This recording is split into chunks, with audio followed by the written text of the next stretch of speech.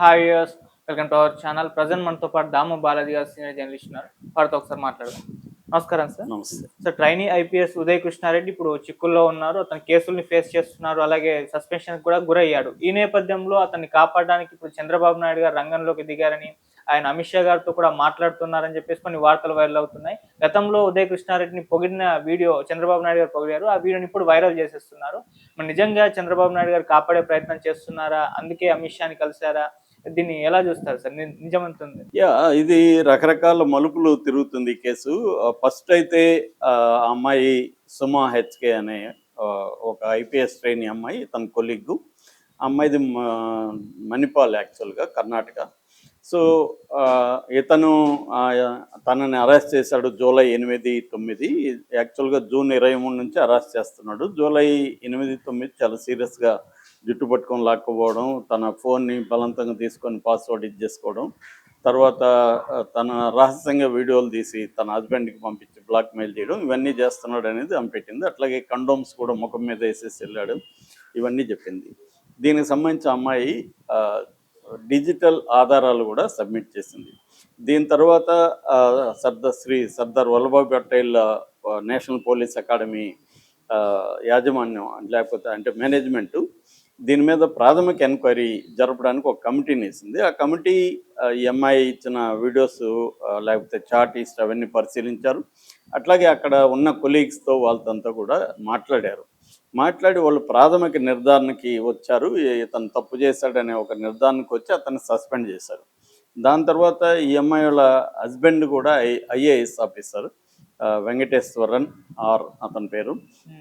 So అతను రంగంలో దిగాడు. సో వాళ్ళ ఫ్రెండ్స్ సహాయంతో ఈ అమ్మాయికి హెల్ప్ చేసి అత్తాపూర్ పోలీస్ స్టేషన్లో కేసు పెట్టించినాక పోలీసులు కూడా సీరియస్గా తీసుకున్నారు. సజ్జనార్ సీరియస్గా తీసుకున్నాడు. ఎందుకంటే అకాడమీ నుంచి కూడా పోలీసులకి ఓరల్గా అయినా వచ్చుంటుంది, మా ప్రాథమిక విచారణలో చేశారు, దీన్ని సీరియస్గానే తీసుకోండి అని. ఎందుకంటే ఐపీఎస్ ట్రైనీ టైంలోనే నువ్వు ఒక అమ్మాయిని అరెస్ట్ చేస్తే రేపు పొద్దున నీకు ఐపీఎస్ అయ్యి ఒక ఎస్పీనో వెళితే ఇతను ఇంకా ఏ స్థాయిలో అమ్మాయిలను అరెస్ట్ చేస్తాడు అనేది ఒకటి ఉంటుంది. వెరీ డిసిప్లైనరీ యాక్షన్, డిసిప్లైన్కి చాలా ఇంపార్టెన్స్ ఉంటుంది.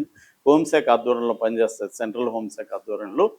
సో అందుకని సీరియస్గా తీసుకున్నారు. సజ్జనార్ కూడా మొదట్లో ఇద్దరు ఏసీపీలతో ఎంక్వైరీ మొదలుపెట్టారు. అయితే ఇప్పుడు దాన్ని మళ్ళీ విమెన్ వింగ్కి మార్చారు. అంటే ఉమెన్ ఆఫీసర్ ఉంటే బెటరు, లేకపోతే న్యాయం జరగదని చెప్పి షీ టీమ్స్ డీసీపీ లావణ్య నాయక్కి అప్పగించారు.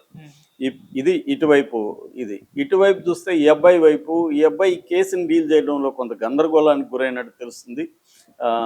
తన మీద సోషల్ మీడియాలో వస్తున్న దానికి తను డిప్రెషన్లోకి లోనయ్యి విపరీతంగా లిక్కర్ తీసుకోవడంతో అతను సొరవ తప్పిపోయాడు. వాళ్ళు ఏమనుకున్నారంటే ఏమన్నా మింగాడు అనుకున్నారు. సూసైడ్ నోట్ కూడా ఉంది అక్కడ.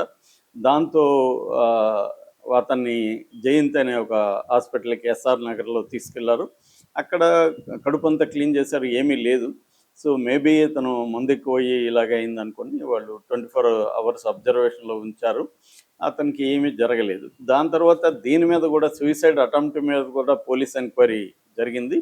వాళ్ళ ఎంక్వైరీలో తేలిందేమంటే తను సూసైడ్ ఏమి జరగలేదు, కావాలనే వీళ్ళు దీన్ని కూడా ఒక సింపతి కోసం ఆడిన డ్రామాగా పోలీసులు నిర్ధారించారు. అట్లాగే సూసైడ్ నోటు కూడా నేను కాన్షియస్గా రాయలేదు, మత్తులో రాశాను అంటున్నాడు. అది కూడా పోలీసులు ఒప్పుకునే అవకాశం లేదు. ఎందుకంటే మత్తులో రాసిన హ్యాండ్ రైటింగ్ వేరే రకం ఉంటుంది, తప్పులు ఉంటాయి, గందరగోళంగా ఉంటుంది. ఇది నీట్గా ఉంది, ఆర్గనైజ్డ్గా ఉంది. తను సూసైడ్ చేసుకుంటున్నానని ఎట్లా ఆమెకి నాకు అఫేర్ ఉంది, నేను ఆమె నన్ను పెళ్ళైనాక కూడా నా మీదకి వచ్చింది, నేను వీడియో తీసి ప్రూఫ్ కోసం వాళ్ళ హస్బెండ్కి పంపించాను, నా ఆత్మహత్యకి 4 కారణం. ఒకటి ఈమె సుమా హెచ్కే ఆమె పేరు, రెండోది వాళ్ళ హస్బెండ్ వెంకటేశ్వరన్, 3 వాళ్ళ మిత్రులు 2, 4. సో ఈ 4 పేర్లు రాశాడు. అంటే క్లియర్గా ఉంది. అది మనం చూసినా కూడా అర్థమవుతుంది, మత్తులో ఉండి రాసిన వాళ్ళు వ్యవహారం కాదు. సో పోలీసులు ఇవన్నీ రేపు కోర్టులో అతనికి నెగిటివ్ అవుతాయి. సో ఈ కాంటెక్స్లో అతను ఇప్పుడు ఇంకొక స్టెప్ తీసుకున్నాడు. అదేంటంటే హైకోర్టులో క్వాష్ పిటిషన్ వేశాడు. ఆ క్వాష్ పిటిషన్లో కూడా అతను క్లియర్గా చెప్పింది ఏంటంటే, మేమిద్దరం ముస్సూరిలో ఉన్నప్పుడే మా ఇద్దరి మధ్య అఫేర్ స్టార్ట్ అయింది, మేమిద్దరం ఎమోషనల్ అండ్ ఫిజికల్గా క్లోజ్ అయ్యాము. దాని తర్వాత ఆమె పెళ్లి చేసుకుందాం అనుకున్నాం. పెళ్లి చేసుకుంటామని చెప్పి నేను ఆమెకి ఫైనాన్షియల్ కూడా హెల్ప్ చేశాను. అయితే నేను వేరే అమ్మాయితో క్లోజ్గా ఉండడం చూసి ఈమెకి అనుమానం వచ్చి నాకు దూరమైంది. దాని తర్వాత కర్ణాటకకు సంబంధించిన ఒక ఐఏఎస్ ఆఫీసర్ని పెళ్లి చేసుకుంది. అయితే మళ్ళీ ఆమె నాకు దగ్గర అవ్వడానికి ట్రై చేసింది. నువ్వంటే నాకు ఇష్టము, నీ మీద కోరికలు ఆపుకోలేకపోతున్నా అని నాతో పదే పదే నా రూమ్కి రావడం స్టార్ట్ చేసింది. నేను పెళ్ళి అయిపోయింది కదా, దూరంగా ఉందాం అని చెప్తే వినలేదు. అప్పుడు వాళ్ళ హస్బెండ్కి తెలిసింది. వాళ్ళ హస్బెండ్ నన్ను బ్లేమ్ చేయడం మొదలుపెట్టాడు. దాంతో ఈమె ముందు ఆమెను అడిగాడు. ఆమె ఇతను నన్ను వేధిస్తున్నాడు అని హస్బెండ్కి చెప్పింది. దాంతో హస్బెండ్ నన్ను బ్లేమ్ చేయడం మొదలుపెట్టాడు. దానికి నేను ప్రూవ్ చేయడం కోసం మేమిద్దరం ఆమె నాకు వచ్చి ముద్దులు పెట్టే వీడియో అని నేను పెట్టాను. హస్బెండ్కి పంపించాను. అంటే నా తప్పేం లేదు, ఇద్దరు ఆమె నన్ను ఇది చేస్తుంది, సెటిల్ చేస్తుందని చెప్పడానికి పెట్టాను. దాంతో వాళ్ళకి కోపం వచ్చింది.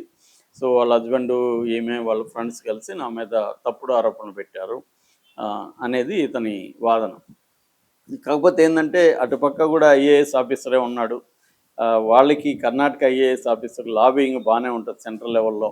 వాళ్ళే అంత ఈజీగా వదలరు.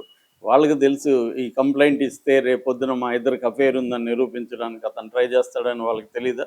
ఒక ఐఏఎస్ ఆఫీసరు, ఐపీఎస్ స్థాయిలో ఉండే వాళ్ళకి తెలుసు వాళ్ళకి. సో ఇప్పుడు ఏమైపోయిందంటే ఇక్కడ తెలుగు వర్సెస్ కన్నడగా ఇదయింది. రెండోది, ఈ అబ్బాయి చాలా కష్టాలు పడి ఐపీఎస్ సాధించాడు, ఎంతోమందికి ఇన్స్పిరేషన్గా నిలిచాడు. కాబట్టి ఇక్కడ ఆంధ్రాలో, తెలంగాణలో అబ్బాయికి సింపతి కూడా వచ్చింది. ఈ సందర్భంగా మాజీ సిబిఐ డైరెక్టర్ మన్నం నాగేశ్వరరావు కూడా ఒక ట్వీట్ చేశాడు. ఇది ఇద్దరు కలిసి చేశారు, ఒకరినే పనిష్ చేయడం కరెక్ట్ కాదు. చంద్రబాబు, పవన్ కళ్యాణ్ వీళ్ళు ఇంటర్వ్యూని అవ్వాలి అని రాశాడు. సడన్గా చంద్రబాబు తను పొగిడిన వీడియో ఒకటి వైరల్ అవుతోంది. ఇది తెలుగుదేశం వాళ్ళే వైరల్ చేస్తున్నారు. అంటే ఈ అబ్బాయిని కాపాడడానికి చంద్రబాబు, ఎందుకంటే ఇది ఒక రకంగా ప్రెస్టేజ్ ఇష్యూగా ఆంధ్రాకి తీసుకొని, ఆయన ఢిల్లీలో హోంశాఖతో మాట్లాడి ముందుగా సస్పెన్షన్ ఎత్తేయించి దీని మీద సమగ్రమైన విచారణ జరపాలి అనేది ఫస్ట్ చేసి, మెల్లగా దీన్ని నీరుగార్చే కార్యక్రమం ముందుగా విచారణ పేరుతో నీరుగార్చేసి ఫైనల్గా ఏమీ లేకుండా చేయాలి అనేది ప్లాన్ అని చెప్తున్నారు. మరి నిజంగా చంద్రబాబు అంత సీరియస్గా ఈ అబ్బాయి కోసం చేస్తాడా? పైగా ఈ అబ్బాయి కమ్మ సామాజిక వర్గం కూడా కాదు, రెడ్డి అని కొంతమంది అంటున్నారు. మరి రాజకీయాలకైతే ఈ అబ్బాయికి ఎటువంటి రాజకీయ సంబంధాలు లేదు, వైసీపీతో కానీ ఏమి సంబంధాలు లేవు. మరి చేస్తాడా చంద్రబాబు ఆ స్థాయిలో? అమిత్ షా వాళ్ళు కూడా దీన్ని చంద్రబాబు చెప్తే వదిలేద్దాం అనుకుంటారా? మరి అటు ఒక్క కర్ణాటక ఐఏఎస్ ఐపీఎస్లు వాళ్ళు కూడా గమ్మున ఉండరు. ఆల్రెడీ అక్కడ మీడియాలో పెద్దగా వస్తుంది, కన్నడ మీడియాలో. సో ఇది అంత ఈజీ వ్యవహారం కాదు. కోర్టు అయితే నాకు తెలిసి క్వాష్ చేయదు ఈ కేసుని. ఎందుకంటే ప్రైమా ఫేసి ఎవిడెన్స్ లేకుండా అకాడమీ చర్య తీసుకోదు. అట్లాగే ప్రైమా ఫేసి ఎవిడెన్స్ లేకుండా పోలీసులు ఈ స్థాయిలో ఎంక్వైరీ వేయరు. కాబట్టి ప్రైమా ఫేసి ఎవిడెన్స్ అయితే ఉంది, ఇతను వేధించాడు అనే దానికి ఉంది. వీళ్ళిద్దరి మధ్య అఫైర్ ఉండొచ్చు. అఫైర్ ఉన్నా ఇప్పుడు రేపు మా భార్యను వేధించినా నా భార్య కాబట్టి నేను వేధిస్తాను అనడానికి లేదు. అక్కడ భార్యను వేధించినా, భార్యను జుట్టు పట్టుకొని లాగి ఏదైనా చేసినా ఆమె కంప్లైంట్ ఇస్తే కూడా చర్య తీసుకోవాల్సింది. అలాగే వీళ్ళిద్దరి మధ్య అఫైర్ వాస్తవమే కావచ్చు, కానీ ఇతను ఆమెను వేధించింది, ఆమెను అరెస్ట్ చేశాడు అనేది కానీ ప్రూవ్ అయితే మాత్రం ఇతని మీద చర్యలు అయితే ఖచ్చితంగా తీసుకుంటారు. మరి అది ఏ స్థాయిలో, ఇతని కెరీర్కే ఇబ్బంది అయ్యే స్థాయిలో తీసుకుంటారా లేకపోతే ఏ స్థాయిలో అనేది తెలియదు. ఎందుకంటే ఇది కోర్టులో కూడా ఉంది. ఒకటి డిపార్ట్మెంటల్, ఇది రెండు కోర్టు.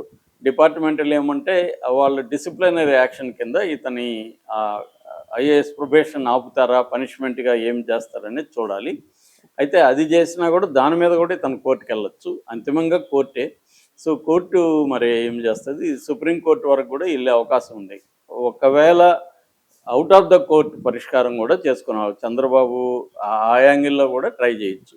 అంటే వాళ్ళతో మాట్లాడి సరే అమ్మా అయిపోయింది, నీ తప్పు కూడా ఉంది కదా, ఇద్దరు కలిసి చేశారు, సరే ఇప్పుడు ఏదో అయిపోయింది, ఇక మీదట నీ జోలికి అతను రాడు అని చెప్పి ఒక బైండ్ ఓవర్ రాయించి out of the court settlement కూడా జరిగే అవకాశాలు ఉన్నాయి. అట్లాగానే ఏమన్నా జరిగితే మాత్రం ఈ అబ్బాయి లక్కే అని చెప్పాలి. ఇది ఒక గుణపాఠంగా అతను నేర్చుకునే అవకాశం ఉంది.